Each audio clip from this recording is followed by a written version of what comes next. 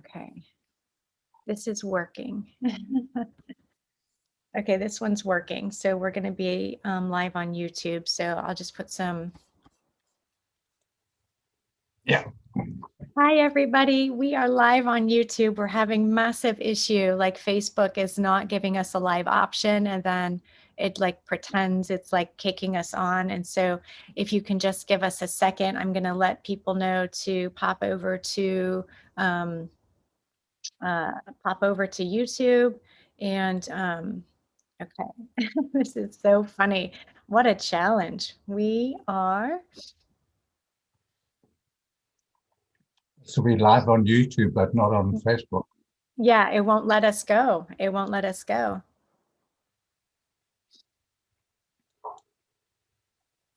Okay, so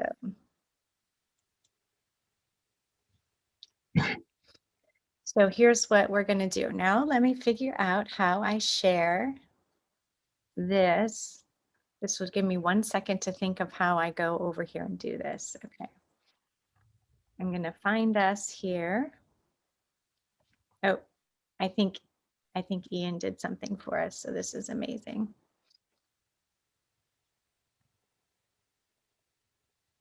I'm going to copy the link, and this is so funny.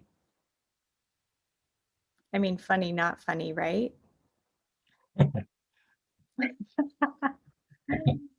Oh dear.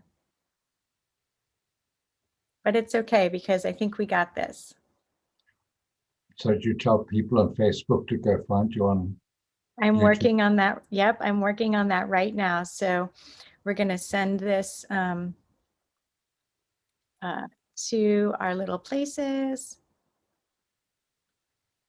And then I'm going to put this on your page. Oh, Ian, thank you so much. Ian found us. Okay, so we're posting that. And then I want to post this on Colin's page for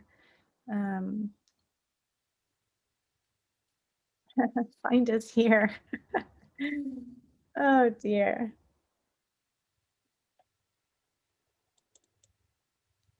Oh, now it's not letting me share this.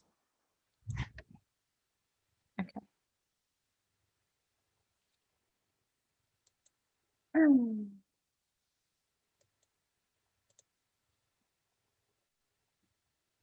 On friends timeline, share on Collins, and I think here we go. Okay, we're going to be a little less chaotic now. We're going to pop back onto YouTube. And can you see us on YouTube, Colin? No. Oh, beautiful. I see Cindy found us. Hi, Chris. Hi, Cindy. Hello, Earth and Solar System Anomalies. I know. Thank you. You posted on my timeline. Thank you, Ian. Okay. Good morning, everybody. Good evening and good afternoon, wherever you are. We have had a really challenging morning, and that's okay because we learn from this and learn all kinds of really fun technical go-arounds. So here we are. We're going to push play. Now we're actually recording. So thank you for your patience and your flexibility to be able to pop over to YouTube instead of Facebook. Not sure why it's not working. There was no button to go live, and then it would circle and say, we're going live, going live, going live, and then it would just pop us off. So here we are over on YouTube, and we're super happy to be here, and we're super happy you guys are here. There's a little time difference. I don't know who in their right mind thinks adjusting the physical clock 1 hour makes a lick of difference. It just causes a bunch of confusion. So, my goodness, it's so good to see you, Colin. Thank you for being here. We have a lot to talk about. We have a lot going on. I mean, as per usual, there's always a lot going on. And of course, it's going to depend on where you are in your own light bodies and your own spiritual journey. But there has been a lot of shifting and a lot of availability to really empower who and what you are. And a lot of people don't even understand how powerful they are. It's not even about just controlling your dreams, or, you know, being able to stand in 0 point and being this, you know, loving being, and, you know, being forgiving. And there's a level of power and strength that most of the people on this planet, I will say, really don't comprehend, because there's almost no words for it, and there's definitely no manual for it. So, Helen, I'm really excited to hear uh, your perspective and your take on how somebody stands in their power, understands who and what they are, and how they move through their day-to-day life. Yeah. And how do you step into this, right? Like, okay, and I'm going to have you just take it away. And after all this techie stuff, I'm going to sit back and I'm going to have a little bit of coffee. Yeah, good. Yeah, the reason why people generally don't understand the power that they have is because it's been hidden from them, deliberately hidden from people so that they are pliable and manipulable. So, and it goes to a lot of things, and we may have to do another show on this because it's a very deep subject. But to understand just how powerful we are, the soul, the universe, of the 15-dimensional universe, has a certain construct. And when it comes to the construct of the identity, you get the construct of the physical identity, and then you get the construct of the soul identity, you get the construct of the oversoul, you get the construct of the um, uh, avatar identity, you get the construct of the rishi identity, and all of that is encapsulated by something called the Christ consciousness. Okay, the Christos, which is the highest identity of all things and all matter. So people live their lives mostly at the identity of the physical, and they don't explore those other parts of their identity, that they are much more powerful than they actually perceive themselves to be, because they only live in the physical realm of their physical identity. More people are beginning to expand into the understanding their soul identity, but the soul identity creates and controls the physical identity. So if people are not acting from the soul identity, they are just acting in the physical identity, they've lost a lot of power. Okay, literally they then are giving themselves over to being victims of the system, victims of the matrix. And the oversoul identity controls the soul identity. The avatar identity controls the Oversoul. and it controls the avatar identity, and all of this is encapsulated in the Christ consciousness, or the Christ identity. When I say Christ, it's K-R-Y-S-T. And that's where the name for Jesus Christ came from, is this Christ identity that is all things, and it's a name that describes the identity of God in terms of the way identity is constructed in the universe. So one has power in your physical identity, and one has to take care of your physical identity, in that you have to look after your physical body. Your physical body has certain attributes. It's got the 5 senses of sight, smell, hearing, taste, and touch.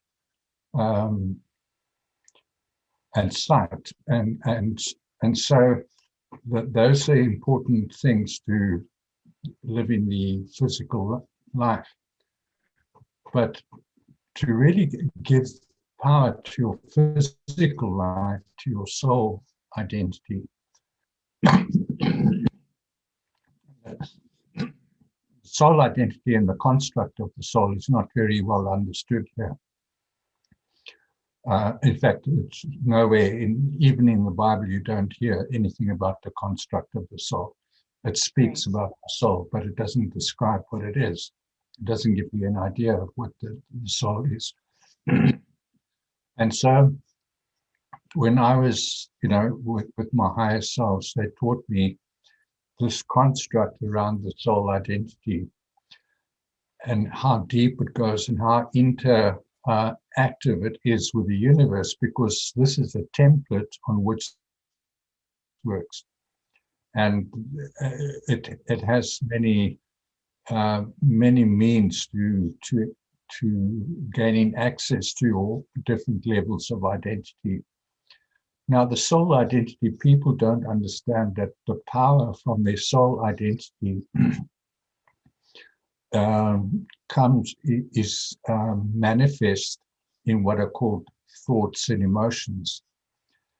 And people say, that they will only believe in things they can see, taste, smell, touch, and so on. But no one has actually ever seen their thoughts. No one has actually ever seen, smelled, tasted, or touched their emotions. But they are very real energy things. And for instance, when you go for electrocardiograph or an MRI scan or a lie detector test, what they're doing is measuring the electromagnetic energies in your body.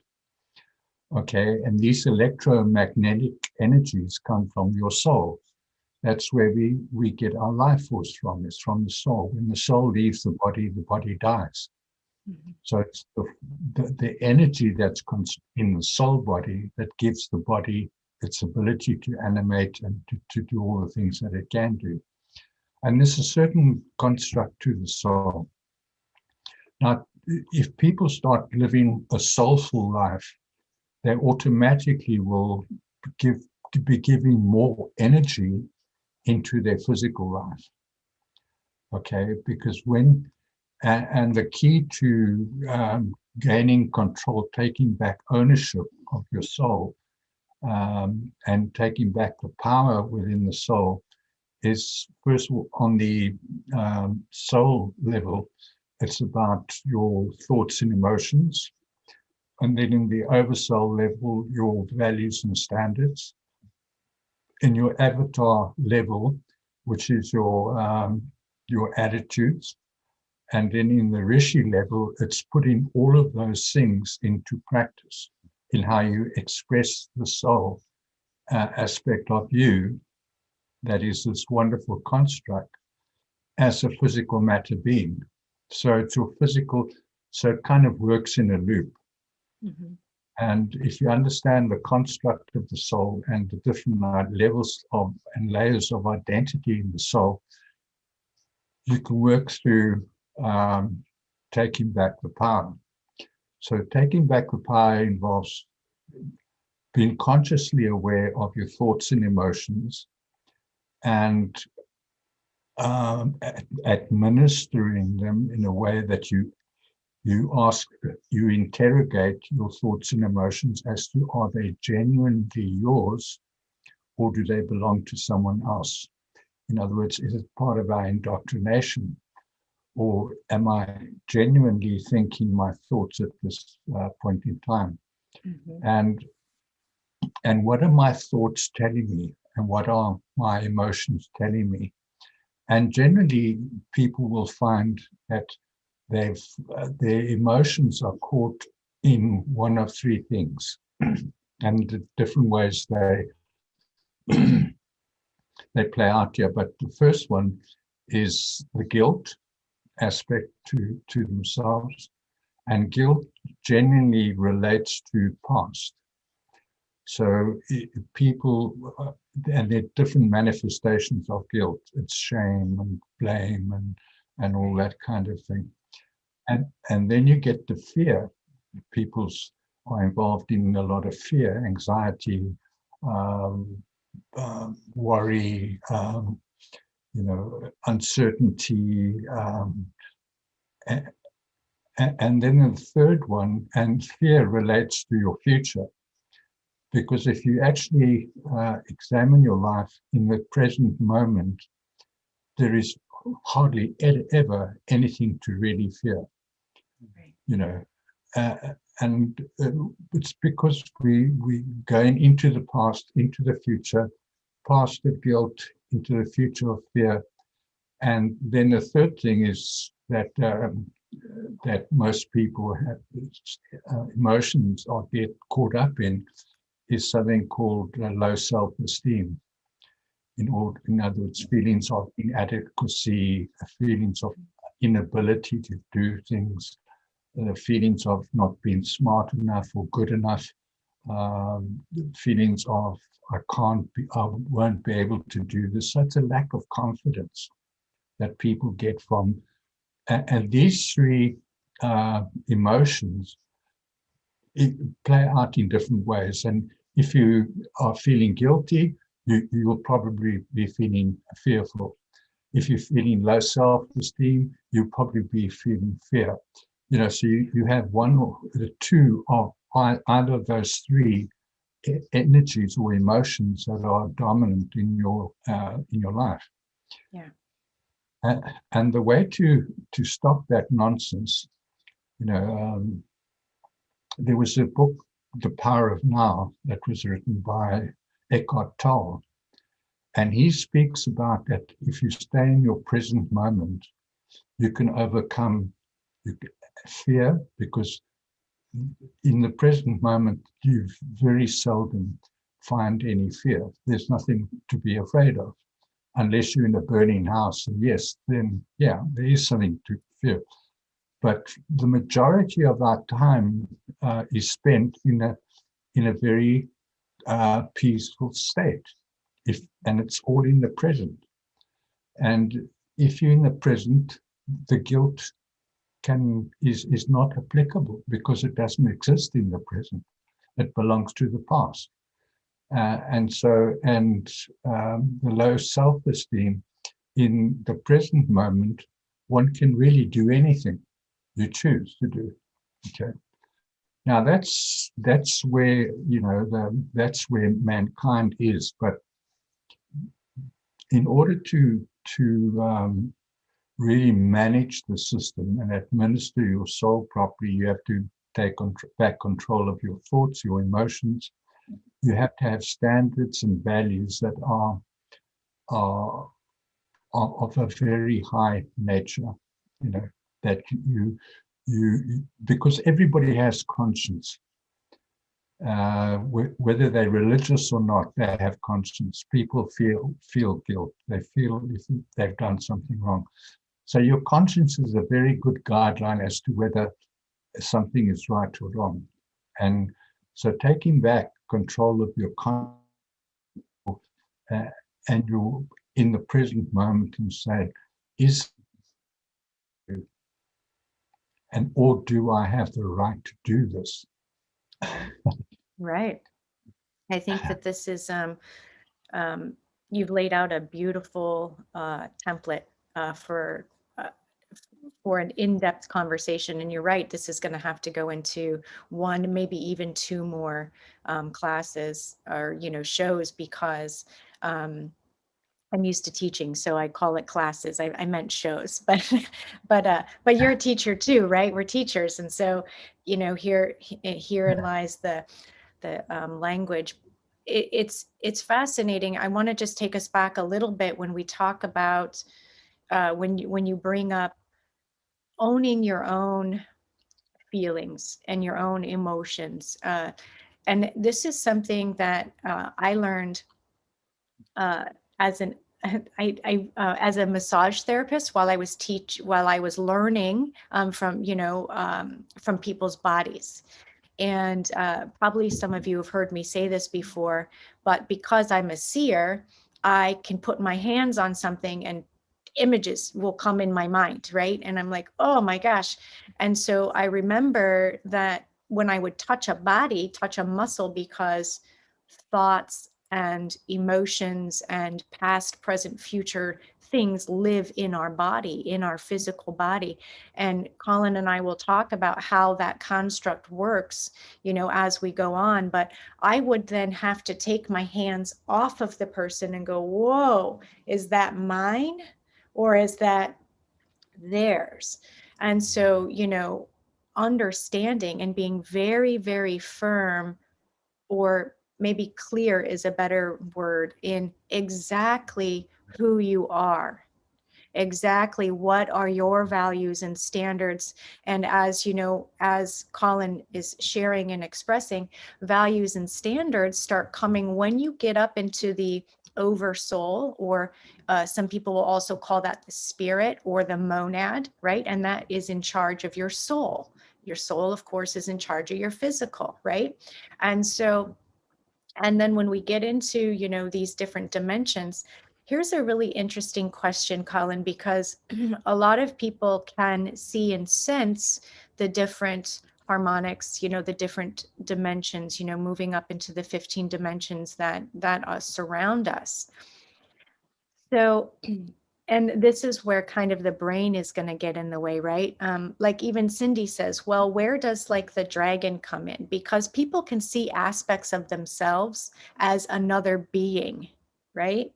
And whether it be, a blue being, an alien type looking thing, an animal, whatever this may be, they're having a sense that, gosh, I know in another construct that I'm something completely different. Where would you say or suggest that comes in? Is it the soul, the oversoul? Is it the avatar? Is it the rishi? What are your what is your take on that? Just to help some people who are seeing some of these levels kind of understand and weave in what we're talking about here. Yeah, to understand it properly, one has to understand that everything is energy in the universe, anything that manifests as energy, and the energy as a construct, and that energy I call soul, for want of a better word, but it's just a field of plasma energy with electric and magnetic particles within it. And this energy in the soul body, this is when we are first gain consciousness or self light and sound work in the universe, when they cross over each other in harmonic resonance with each other, then they will spark, and that spark will be this first spark of consciousness that you receive. And from there, the soul begins to develop, and it goes through an evolutionary process. And the evolutionary process, you could start at the level of the microflora, bacteria, germs, and amoebas, for instance. Or it could, and then from there it would another form, like a vegetable matter, or then from vegetable go to the animal level, from the animal level go through all the fish, the birds, and so on, and then eventually it evolves into the physical body. Now, all of that information is held within the soul in what are called God codes. They're called soul codes. They're sometimes called seed codes, but they're encoding in your soul that allows for expression of its physical form as a human, for instance. Now, someone asked about the dragon. The dragons also have a soul, and everything in existence has a soul. But in their soul codes, they've evolved through the dragon lineage. And so their DNA, which is contained within their cell codes, the DNA is an expression of the cell codes. So their physical appearance as a dragon comes from their soul. That's and there are many other beings in the universe that we look around in just on our planet at the thousands of species of different plants, insects, fish, birds. I mean, it's just incredible. We live in such a diverse planet. And all of that information regarding the DNA of that particular being is contained within their soul codes. So the soul is a very powerful mechanism. It's a very powerful thing. It's an expression of God, in a sense. The Bible says we are made in the image of God. That doesn't mean our physical image. It means the soul construct. Yeah. That is. Go ahead. That I'm is. sorry. That is. So in the macro universe is expressed in the micro universe, and the micro universe is an expression of the macro universe. So as above, so below. We live in a fractal universe, and this expression of the godlikeness that we've been given is the construct of our soul, because the entire universe is a 15-dimensional universe, and it works in a particular way. And when we begin to understand that the power of the soul is enormous, and it's not allowed expression on this planet because it's been hidden from mankind for such a long time. Right. And that's what we're definitely going to get into. And Chris is saying we must be where the vertical meets the horizontal. And then he's also saying Christ is the bridge. And there's also, something a lot of people don't think about. There's vertical, horizontal, there's also diagonal. Okay. And so understanding, being able to clean and clear on all these levels, because we get, stagnation and interference in all of these. But I agree. And I find that sitting in the vertical, and this is going to go way over today. Like we'll go into this then in the next shows, because this is like advanced, when we start getting into these frequencies. And you guys can also, Colin has very advanced classes on this, and you can always go to the writings of colinjoe.com and check that out, because he maps it out beautifully. And let's see, True Blue Forful. What a fun name. I'm seeing all kinds of really blue, like flamey lights. Says, where does grief fit in? I would think grief is present moment. Would you say grief would be a present moment feeling, or past, maybe even? A sense of loss. Okay. Mm-hmm. And whether you're grieving about somebody who's died, or a dog, or you're grieving the loss of a home because you moved, you're grieving the loss of a friend because you've moved away from that friend. Grief is not a bad thing. It's not a bad emotion. So one shouldn't judge one's grief. And it's okay to grieve, because it's just a sense of loss. So we all feel a sense of loss at some stage or another. But the problem is when people grieve or feel the grief and they don't acknowledge the grief. And when they hide the grief, that is when they get into problems, because then they develop a sense of unreality about the experience they've just had. And they go into a denial of the experience that they've just had. So that can do an enormous amount of harm to somebody, because that takes you into what is called unreality. And many people on this planet are living in unreality. They're unable to really face what is really happening. And that's why they're so pliable and manipulable, because they just they seek solace in deceit, and they seek solace in deception. because they are deceiving themselves. They're not facing up to their own emotions and owning them.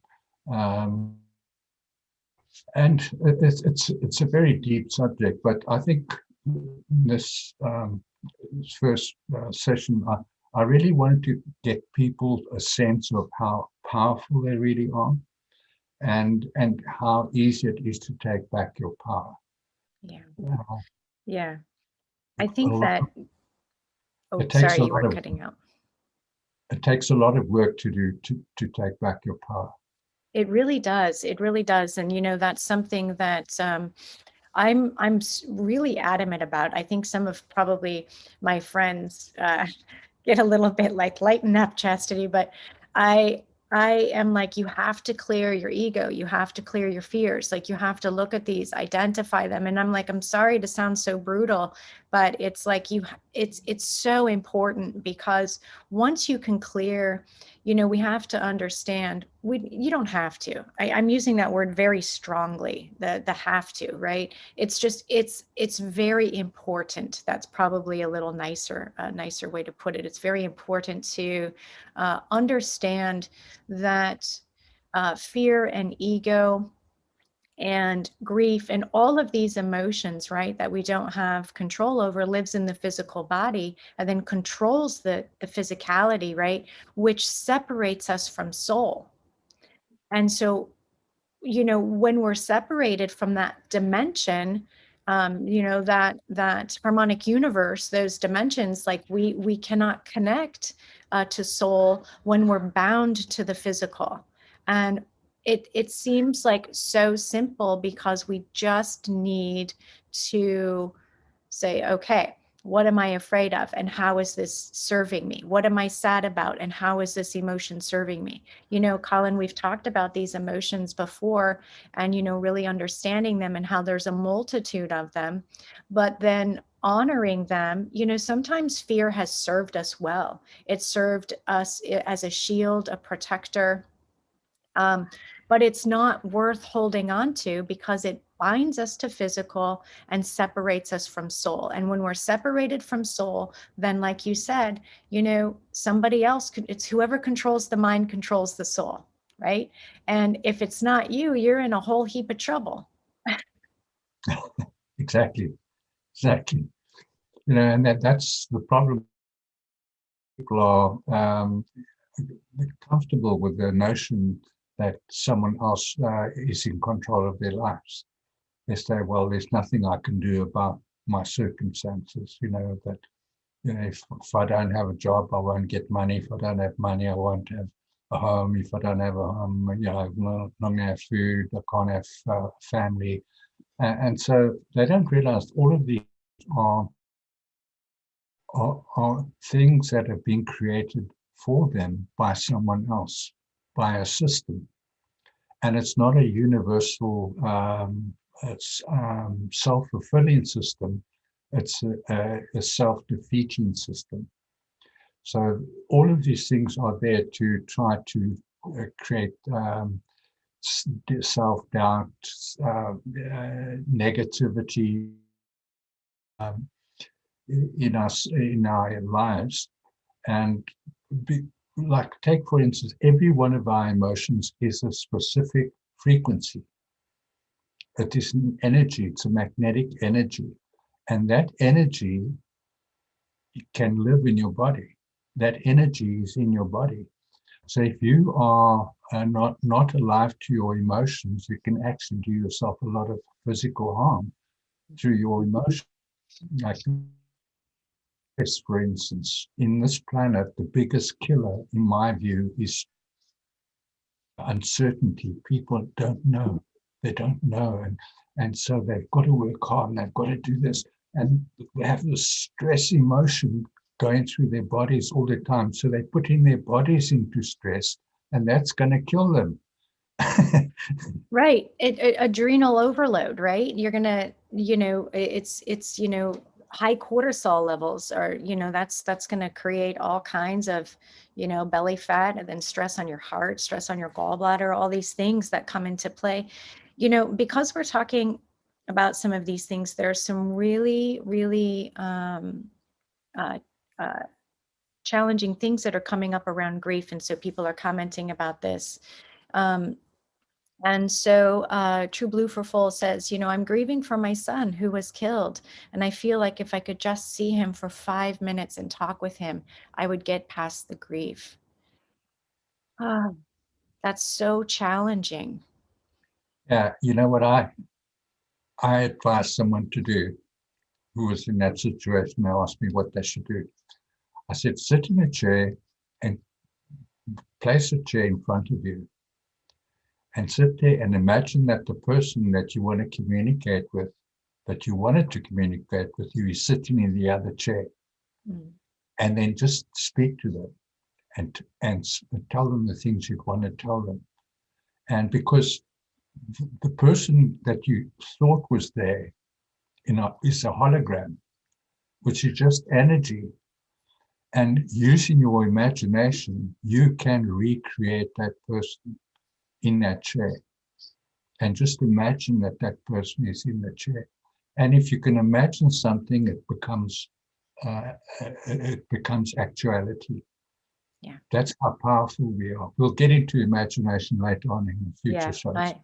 Yeah, I think that'll be really great. I agree. That's working with someone's higher self, and a lot of people. I always get this term wrong. That hopopono, whatever that is. When you say the ho'oponopono or whatever it is. Uh,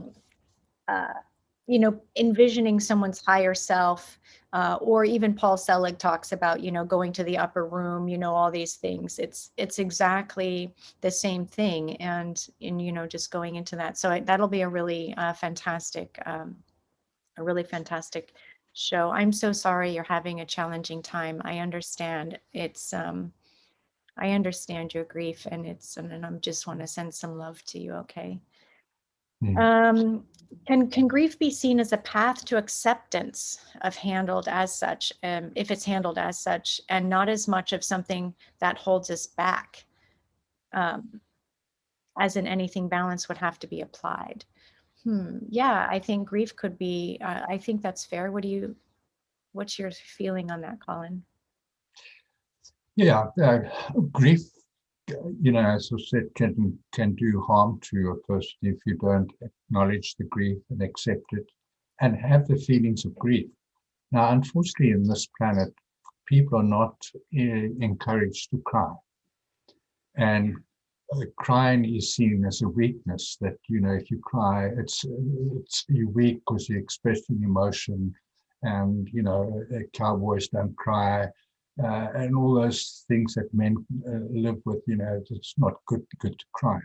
Mm-hmm. But one of the best things you can ever do is to cry. And in fact, if you could cry more often than not, you will actually cleanse your soul. I always think of crying as the water that that feeds the soil of our lives, And I've had moments where, and I often get moments where I cry. I sometimes think of myself as the weeping prophet. Because I cry quite often. I'll watch a show and I'll cry. And it's a touching moment. And it's not always crying out of sorrow. It's sometimes crying just out of pure joy. Yeah. And empathy with the other person for what they're experiencing. Yeah. So, if people would learn to cry more, and when I woke up, I was, I'd only cried really once in my life. And I woke up when I was 53, and I could only remember ever crying once in my life. Wow. I used to get beatings from my mother. I used to get beatings from my brothers and siblings. I played tough sports where you really got hammered and, broke ankles and broke collarbones and cracked ribs. And mm-hmm. I never cried. And so when I got to 53 and I started understanding the structure of the universe and understanding my own emotions, I had an experience where I'd gone out into another uh, um, space-time continuum and been brought back. And when I got back, I woke up the next morning and I wept. In fact, I went to the toilet and I vomited, purged a lot of miasms in my body, and I wept and I wept and I wept. You know, my cheeks, tears were just flowing down into the toilet. And it was a new experience for me to cry because I could only remember once ever crying. Um, and so, that purged a lot of miasms that were hanging around in my body. Yeah. And it taught me how to be in touch with my own emotions. That all those 53 years, I'd never allowed myself to feel my emotions. I was living in a life of what is called conditioned responses or appropriate emotions. Mhm. So you're not allowed to express your emotions, your true emotions. You're only allowed to express your emotions in an appropriate way, and it's a conditioned way. So we don't truly feel our feelings. We just, respond or react in inappropriate ways, in controlled ways. We do what we're told to do, right? We do what we're told to do. There's a collective consciousness for a reason. It's collective because we're all agreeing to it, right? We only agree that things are named what they're named and that they're solid because we agree to it collectively, right? Yeah. I don't love that you were vomiting, but I love that because I call that ego clearing fear, clearing ego. And you're using the word miasm. Some people might not know what miasms are. That to me is ego. That's, past traumas. That's, from other lineages, even other timelines. This stuff just get it out of your body. Some people will get rashes, some will have diarrhea, some can't eat for days. Cindy's saying she was getting off opiates and every lower dose, she just grieved for 3 days. When she stepped down, getting all of that stuff. And, entities attached to these thoughts and these things you're told to do. Don't cry, there's an entity attached to it, right? Or some type of possession or something. And those are thought forms, those are constructs, those are somebody else's constructs, they're not yours. Mm. And Yeah. our it's like purging all these frequencies that don't belong to us, and that can be overwhelming and challenging. But how do you eat an elephant, which sounds disgusting, but one bite at a time, right? Yeah. Yeah. And, it's amazing how quickly time passes. And for me, in my own awakening and having new experiences and learning new things, it didn't happen overnight, Yeah. but it was happening all the time. Little bite-sized pieces of my life were changing. And because I was experiencing all these constant changes in my life and my emotions and my thoughts, and it was real adventure in life. For me, it Yeah. was the best adventure I've ever been on, to see me change and to see the world change, and then to realize that I can affect change in the world, in very real ways. Uh, so it does take a bit of time. Yeah. It, but it, but it's interesting, even with the time it takes, and I'm hearing you say this resonates with me a lot, is um, it seems like no time. So it's like once something is purged and you realize your reality is different, it could be 3 years later and it's like, wow, it seems like just yesterday. Time becomes not linear in your mind when you're healing. It's really fascinating to experience that. It's you see it more spiraling like it's supposed to be, right? Uh, instead of linear and or straight, like the construct that is imposed upon us. It's interesting how these fears try to hold us down and then keep our reality in the physical. Just before we started the show this morning, there are some things that I recall doing in my life that just popped up into my view all of a sudden. And I could hear, don't you feel shameful? Aren't you embarrassed? Don't, you wouldn't want the, and I said to myself, this is not me. These are not my thoughts. These are not my emotions. And I was, I looked at those and I just released them. I just allowed them to like ribbon out of my body. I do not hold guilt. I do not hold shame. I'm holding pure Christ consciousness. I am, embodying the Christ. I am embodying love. And, going back to what Chris says, staying in that vertical, I stay in the vertical for those clearings, right? And then I ask for horizontal and diagonal to be cleared through all space, time, through all bodies, and anything I missed. And I'm like, anything else I missed beyond my comprehension, please clear it out, right? So. Yeah, yeah, yeah. And the most important thing, I think, if people want to change, take back control, they have to have the will. They have to make the choice. Yeah. They have to make that decision, because no one else can make that decision for you. By watching the show, you're not going to change. You have to make that choice that I want to change. These people are just telling me how to do it. Yeah. Well, And that's, I'm not going to change. yeah, you have to take the first step to do it, and that's, people come and see me for session work all the time. But if you're not doing the work, I'm happy, like we can help facilitate. Colin and I can share how to do these things.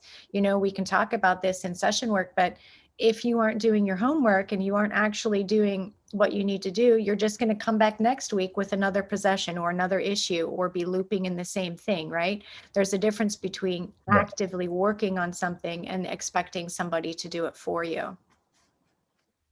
Yeah. But once someone makes that decision, it will push them into a new trajectory in their lives. Yeah. Okay. Because their energies will change. Yeah. And time and space are just energy. Okay. They're time waves of light and sound. And when you change the energy, when you make that choice and then do the things that you've made the choice about, and then pursue it, it changes the trajectory of your experiences, because your energy around you will change. And because people are experiencing low energy because they've chosen it. They've made an unconscious choice to agree that someone else can run their lives. Yes. And so they're not taking back power over their own lives. When you take back power of your own lives, you jump out of that timeline that you were on before, and then you have new experiences. And that to me was very exciting, because I had these amazing experiences and my life did change and everything around me changed. And people said, did it change for the better or the worse? Well, some things did change for the worse. Like my friends thought I was loony. And so I lost a lot of my friends, and the people I used to hang out with and drink and take drugs and stuff like that, they didn't like me very much anymore, because I wasn't into that anymore. No. Yeah, we lose a lot of friends, that's for sure. But we gain, perspective, and we gain love for ourselves, and then we find our soul family, right? Not our physical family, but we start connecting with people that vibrate where we resonate at, right? Yeah.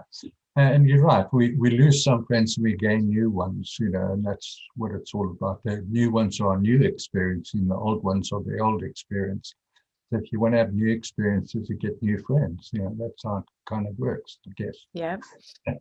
I guess. Yes, I guess. I was going to say something really fantastic, but I forgot it, so it'll come back. It probably wasn't that fantastic. We have just some really great comments coming in. Thank you, Lori. We're so glad that you found us as well. Yeah, Cindy's been outside of the religious constructs her whole life, which she finds has been, she's grateful for that because, having listening to all of, what we have to say and stuff, it's one less construct she's having to not have to take down. And Olga is saying, yes, probably the choice is only choice. Worked for me, this new Gaia frequency. Yeah, we have new frequencies coming in, because we're connecting. This is what Colin and I are talking about. We're connecting physical, which our physical body is Earth. Our soul then would be Tara, who was exploded. And then our oversoul or spirit or monad is Gaia. And so this, we're coming back into alignment, right? So Earth is realigning with her soul and her oversoul. Yeah. And so I'm curious, Colin, because I don't see what would be the avatar or the rishi aspect in terms of our universe to that. Is that just the entire universe, or is there another specific planet? Oh my gosh, this is so crazy. My daughter was watching Scooby-Doo and they were talking about Nibiru coming back into the universe. And they were talking about, I don't remember, I want to say maybe the Zetas or something. I was like, what in the frick is Scooby-Doo talking about? I was like, give me that video. It was Yeah. so crazy. Yeah, well, it's good that people, this consciousness generally and the planet is changing, and taking back your power is basically becoming conscious again. Yeah. Because if you allow this planet to run your life for you, you are unconscious. Yes. And you just go along with the flow, and things just happen to you. You don't make things happen. So when you make that conscious choice and you become conscious again, that is where power is. It's in consciousness, because consciousness is energy. And so this energy are connecting with us. And, that's how powerful we are. The soul is dimensions 1, 2, and 3. It actually sits in dimension 4, but it's observing itself in dimensions 1, 2, 3. But then you get the oversoul, which is the dimensions 4, 5, and 6. The avatars, dimensions 7, 8, and 9. The rishis, the dimensions 10, 11, 12, 10, 11, 12. And then the Christic consciousness is the dimensions 13, 14, and 15. So that whole construct and all of that potential lies within the soul. Okay, that's how powerful, that's how we have. And all we have to do is take back our thoughts and emotions, have higher standards and values, have really good attitudes, and then to express them through our words and our actions. So what we're doing is expressing ourselves as God to the gods around us. I love that. I love that. That's so beautiful. I remember a little bit of what I was going to say, but it's going to tie into using the words, like you said, our words and our actions. Words have vibrations. Letters have vibrations, right? And so being specific, there's a specific way to speak in order to heal, in order to manifest, and in order to connect with your soul.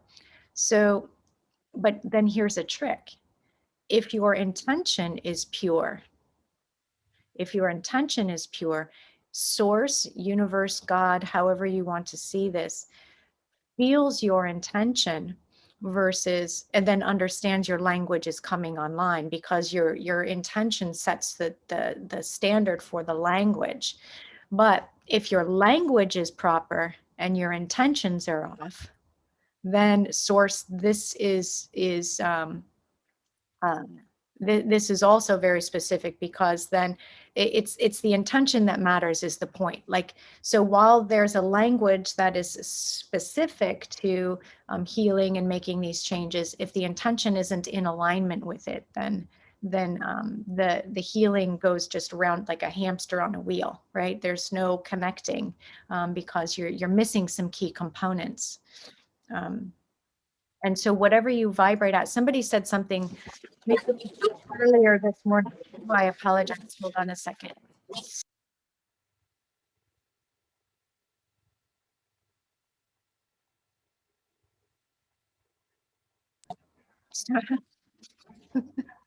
She's going nuts. Somebody's outside. And I think it's my mother. But one second. Okay. When we're talking about like possessions and lower thought forms, and you know how monks and other higher vibrational spiritual beings don't experience those things. And I think that's absolutely correct. They don't, because in order to see these demonics and these low forms, these fears, you actually have to bring your vibration down in order to experience them. And so how do you, that would be like being able to, I don't know, play in the harmonics of the soul and the oversoul and all that stuff. And so, you know, stepping down, how it can, I'm so sorry, she's driving me.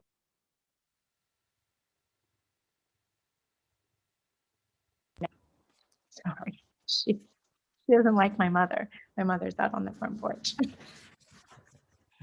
um, so how, if somebody is constantly playing up in these higher frequencies, or, you know, higher aspects of self, are they ever actually healing the physical? Do they need to downstep and clear this out? Or by being up here, does it automatically clear out the physical? Does that make sense, Colin? Yeah, yeah, it does.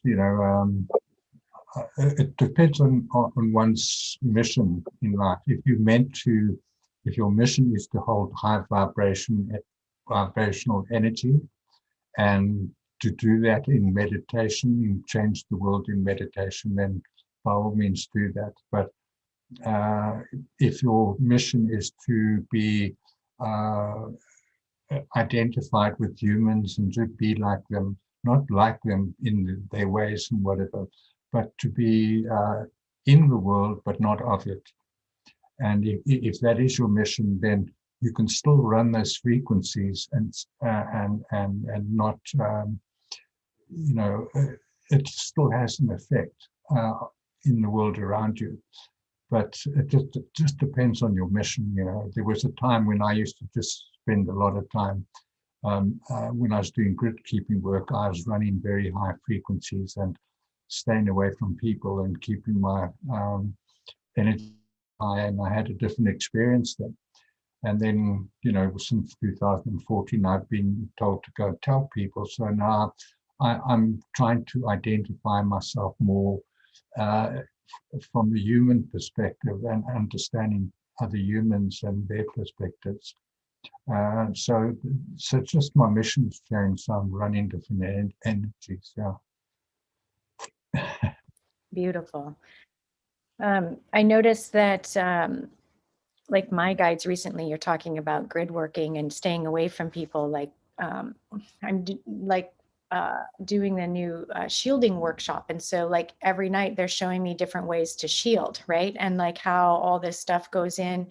Oh, and so like I can't be in contact really with a lot of people. The fear frequency and vibration and the way my body like tends to clear things out, being a grid worker, right? Like everywhere I go, I'm clearing stuff out, right? So I tend to stay home because I'll get too tired, right?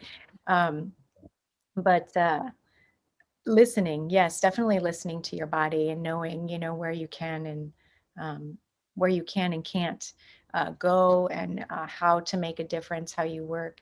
Somebody is asking, And I know we're coming up on time here. It's a little bit off because of the techie stuff we were having happen, but let's see.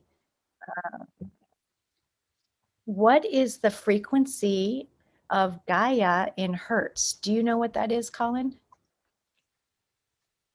I don't either.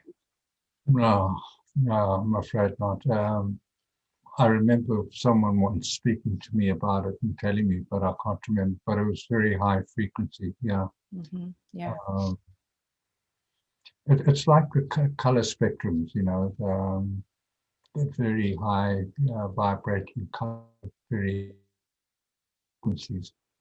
And when you get what is called invisible light, that's sort of the frequencies of Gaia, you know, in and it's very hard for people to understand this, but we actually flash in and out of reality all the time. We and it happens so fast that it seems like a continuous loop of physical matter, but we actually turn from physical matter to waveforms every billionth of a nanosecond. So we're in and out of this physical reality. So it's like the old TV screens. They used to shoot dots on the screens, and 1 minute the dot will be there, then the next minute the dots change. They shoot coming in and out, in and out. But they did it so fast that it looked like a continuous a continuum of. It's the same with us. We're flashing in and out of, and it's what we are when we flash off. Those are the frequencies that will determine what we will experience when we flash back on again. Oh my gosh, that one's a little mind-blowing for me. That's really cool. I'm gonna go back and replay that and listen to that again because that's really fascinating to me. I feel like I've seen that before, but maybe I saw like a representation of that on a movie or a show or something. So very interesting. Hmm. Wow. You guys, we have so much more to cover. And so I think it's fair to say we're going to continue on this next Sunday. Does that sound right, Colin? Because there's so much more here. Yeah. Yeah. Taking back your power, we have incredible powers. Mhm. Our imagination, for instance, is an incredible power. It's one of the most powerful things we have. Mhm. Faith is enormous power that we have, but we just don't know how to use it. No Uh, idea. We get stuck thinking imagination is fake, right? yeah, no, it's imaging a thought. Yeah. So imaging a thought is a very powerful thing to be able to do. Anything that's created first has to be imagined. Yeah. Yes. Oh, I Yeah, can't wait till we talk about this one. This is going to be a good one. Okay. And yeah, there's so much more in between too, you guys. Ugh, I think it would be, I'm comfortable saying this is at least going to be 2 more shows on taking back your power because that's an easy 2 more shows, yeah, yeah, in my yeah. personal opinion. But to close off tonight, I just would encourage people, if you want to take back your power, don't listen to the hows and the whys. Make the choice. That's the first thing you have to do, is make the choice for yourself. Make the decision, I want to take back my power. Beautiful. I'm just going to say I second that motion. That's the easiest way. Start setting intentions, you know, little tiny things. People can put post-it notes on their mirror. I take back my powerful, I take back my powerful. I take back my power. And then other post-it notes saying, I am powerful. I am a creative, powerful being. Write yourself I call them love notes, right? Put them in your pocket, put it in your purse. Anytime you reach into something, you see something, start reprogramming yourself for success. Start reprogramming your neurology to remember, and as in remember. So it's little tiny things you can do, right? Whisper again into your water, into your food. I am powerful. You are power, right? And it's these little things, water especially. Charge your crystals if you use crystals, and charge them up, and and give them a job to do. Crystals love doing this kind of work. Water loves to take on form. That's what it does. So I want to say thank you guys so much for today, for being here, and again being flexible. And I extend gratitude. I extend my gratitude and my love. And we may very well be on YouTube next week, depending on what happens with the Facebook. It was the strangest thing. So, Colin, do you want to share with people where they can find you and connect with you and take your amazing classes? Yeah, I've got a website, the writings of Colin Joe.com, and on there there's my writings, the books that I have written that you can buy, and I've got courses that you can enroll into where we do a lot of things like mechanics of creation, the mechanics of Merkaba, the multi-dimensional nature of the universe. So all the stuff that I learned. Not for the faint of heart. The evolutionary journey of the soul, all those sort of things, people may find them interesting, but they certainly have helped to guide my life and make my experience of being alive on this planet so much more pleasurable and meaningful. That's an important thing. Beautiful. Thank you. Well, it was an honor, my friend, to be with you once again on a Sunday, my Sunday morning coffee. I love it. I'm sending you so much love, Colin. And again, so much love to all of our listeners and watchers. Thank you, guys. Yeah,